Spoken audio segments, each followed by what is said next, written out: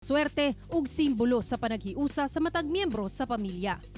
Apan pinasay kining tikoy nga sa Kidapawan City lang ginabaligya sa magtiayong Michelle ug Andrew Sargente kay ginaluto kini sulod sa kawayan. Pamana pa kuno ang recipe ni inigikan sa mga apuhan sa ilang higala ug business partner nga si John Perialde kinsa mausab ang nagaluto niini. Nakatuon na po ko sa akong mga akong papa, kaya akong lolo taga Kuan man, taga Nagkarlan, Laguna.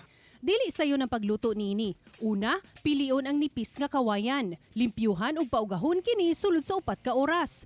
Dayon isagol ang mixture sa tikoy nga gilangkuban sa pilit nga bugas, gatas ug asukal.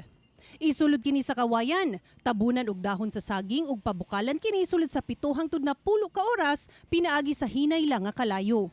Ana sa 80 hangtod 100 pesos ang presyo niini, depende sa kadako. Pwede kini sa 5 hangtod 6 ka tawo. Perfect panghanda karong bag-ong tuig.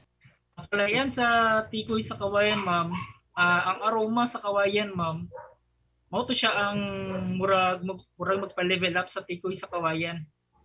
Lahi ang yang lasa sa ordinary lang nga tikoy. Mapasalamaton sab gining si Michelle sanglit na himo pa nila kining extra income sa ilang pamilya ug higala karong dunay pandemya. Sa mga full-time moms and at the same time sa mga nawadan og trabaho nga parehas nako,